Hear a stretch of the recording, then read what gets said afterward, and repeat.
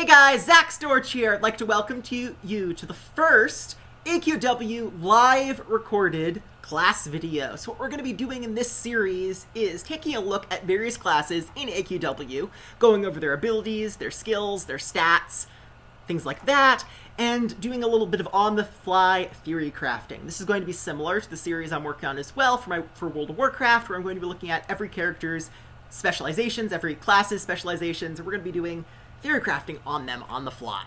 But we're going to be doing Adventure Quest right now. Again, these are not rehearsed, these are not scripted, these aren't anything, so they can sometimes be awesome, or maybe a little bit more of a disaster, but I think that's part of the fun of it, doing live content creation.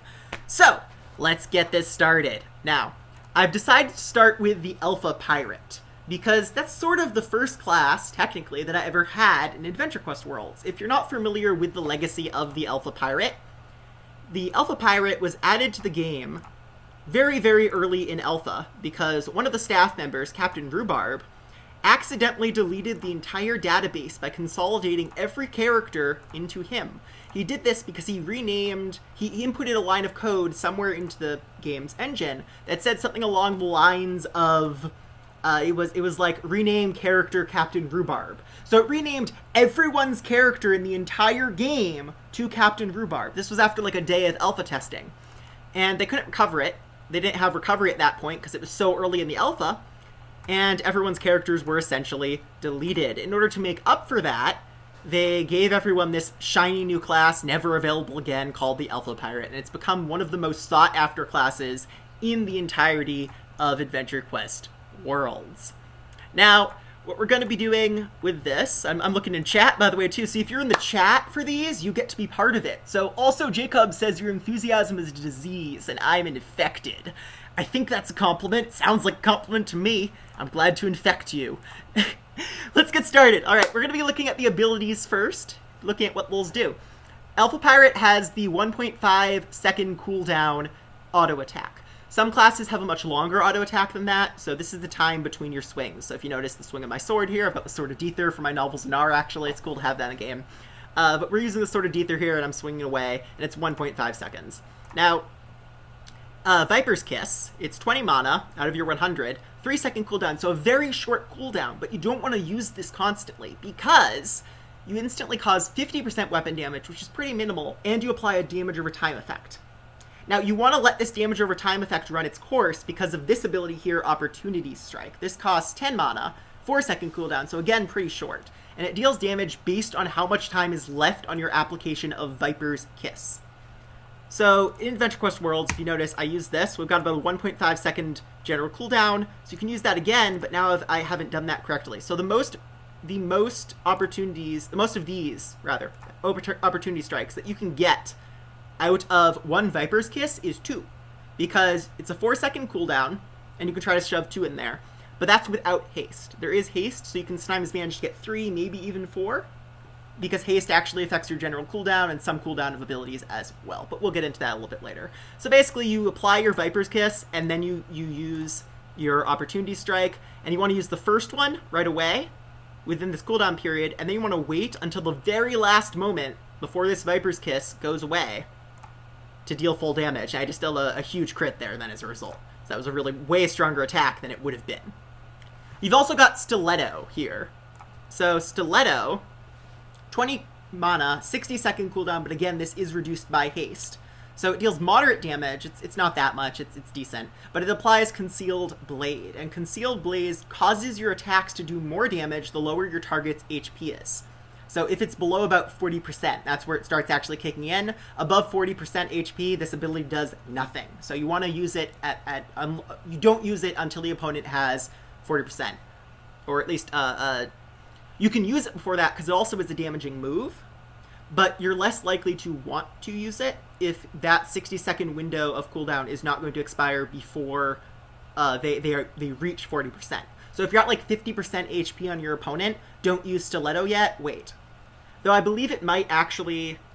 Hold on, let me check that actually. I might be giving false information here. Because I think it applies Stiletto. Yeah, it applies Concealed Blade either way, so I'm pretty sure that my damage does buff, doesn't it?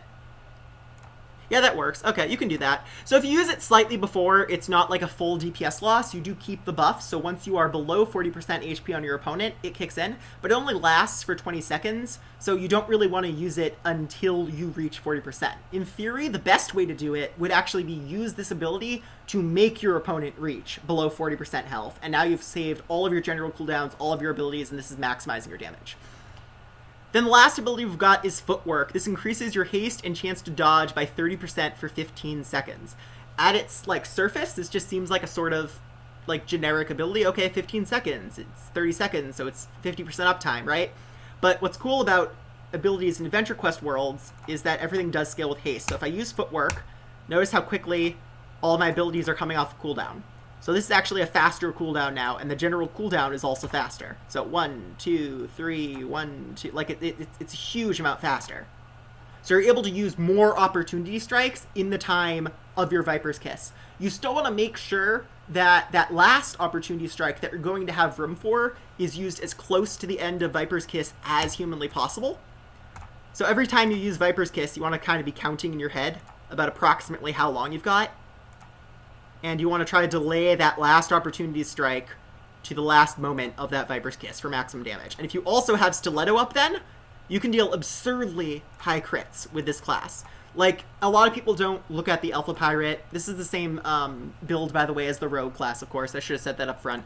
A lot of people don't look at this class's abilities and think it's anything special. It's kind of one of the earliest abilities sets in the entire game. So everyone's like, it's not that special. But it's actually a really good class. It's also extremely good because of its various mana regen model.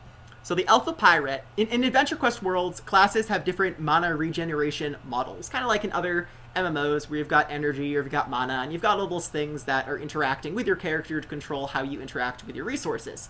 But in Adventure Quest Worlds, everyone's got mana. You can have up to 100, and it regenerates in different ways.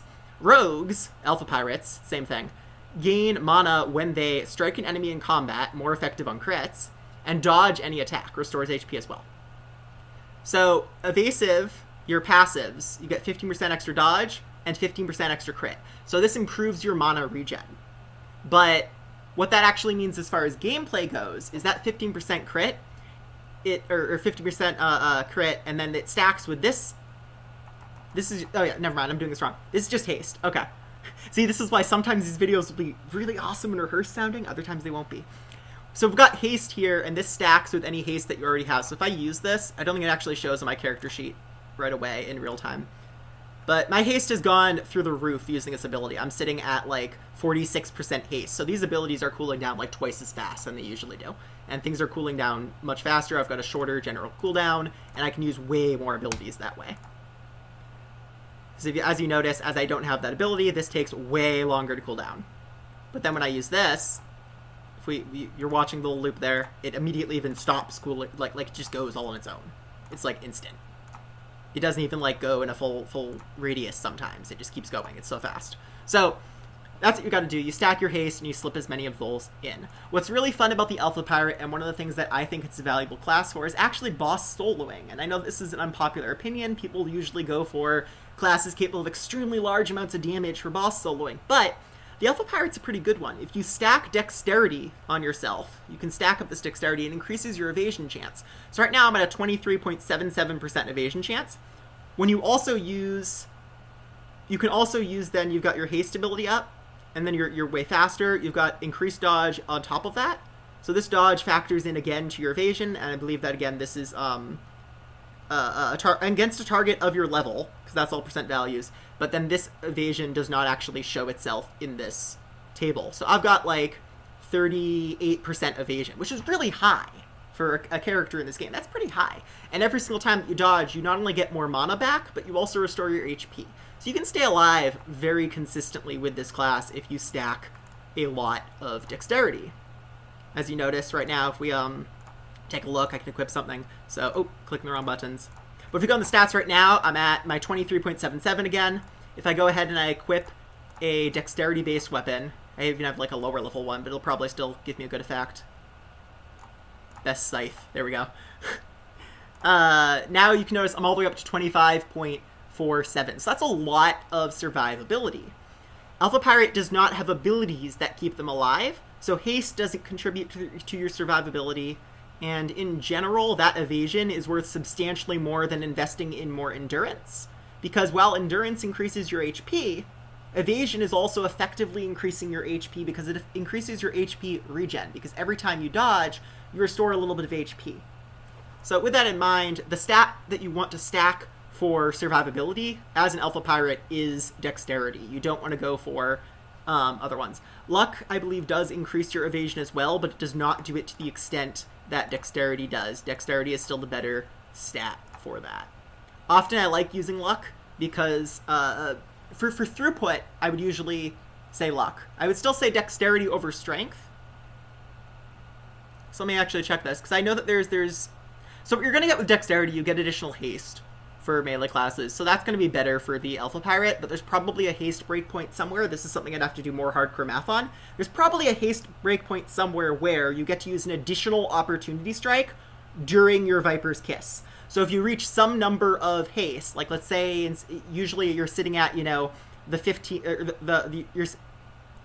this is 30%, that's right. So you're sitting at your 30% haste, and you get up to like 46% or whatever. There might be a point where, say, 50% haste now is 2 seconds. And of course you can fit then 2 into 5, and you could maybe squeeze out an extra one if you boost your haste up just a little bit more. Might be a possible thing like that.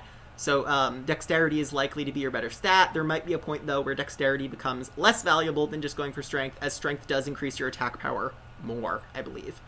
So, yeah. And just correction, because I just noticed I read it wrong. Yes, this ability does increase your dodge. I thought it increased your dodge. What's also really cool about Footwork is, if you use it like this, it increases your dodge, right? This ability is now increased by your haste. So if you've got a lot of haste, you can actually sometimes keep this up with almost about 100% uptime, which means you've got your 30% dodge, plus your 15... or your whatever evasion you have otherwise. But as you saw, it almost came off cooldown. There's a way to time it up so it always comes off cooldown. You're able to actually have this ability up all the time. And if you pull that off, it's really, really effective. Let's go ahead and try that. Try for that, because I know I've done this a lot before and like it works, but I just have to experiment a little bit. Viper's Kiss again. Stiletto.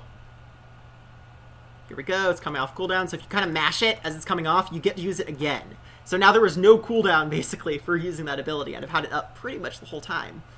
Because as you notice now, look at it, it's already off. Oh, usually you can press it. There we go. Press it again before it's even, like, fading. So you're able to keep Footwork up pretty much indefinitely, which means you've got a constant 30% haste, and you've got a constant 30% extra dodge, and as you can tell, I am dodging, like, every single attack that this snowman throws at me. He can't do anything. So the more haste that you invest in, the easier it is to do that. That's one of your breakpoints for this class, so you definitely want to make sure you have haste. After that, I would consider investing into Luck. Luck is a fun stat. It also does increase your evasion more, and I think Luck usually ends up a more valuable DPS throughput than Strength. So make sure your Dexterity is high enough that your haste is working to the point that you're able to reset Footwork consistently. That's going to be slightly higher than my 16.42 before using Footwork, so you probably want that just a little bit higher. If we equip more Dex, we might even just demonstrate, and I can figure out a ballpark number of what you kind of want it at, because now we're going to be at the 18. That's probably enough. Let's give it a try. So we use Footwork, and it's helping that come off of cooldown all the faster. As you can see as well, when I'm dodging each of these attacks, I'm getting more mana, which is great, because otherwise your mana does start going away, because Opportunity Strikes is moderately expensive. So just make sure that you're not on general cooldown. See, Footwork fades, then we used it again, so it's already back up, I think. Yeah, looks like it is. So you can basically keep that ability up at a more consistent rate in this fashion.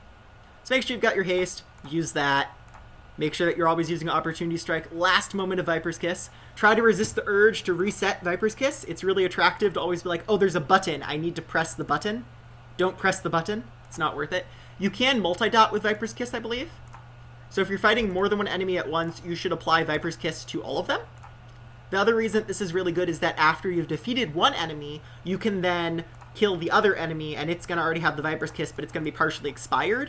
So you can go ahead, use that Viper's Kiss again, and you can use Opportunity Strikes better in that way. So, I think that about covers it for my Alpha Pirate class overview video. I hope that you enjoyed this. If you want to see more like this, comment and let me know. Let me know what classes you want to see me check out, and I'll try to do these live again in the future too. I'm going to get better at them as I do them to do it live and be more engaging live. You can join in the chat, be a part of the video basically. We'll get even chat going up in the video. That would be a really fun thing. So come on by. It's twitch.tv/ZacharyStorch is my channel on Twitch. And of course, you're probably watching this here at YouTube/Zedek1. But for now, don't forget to be awesome, for the Forsaken, and battle on! I will see you next time.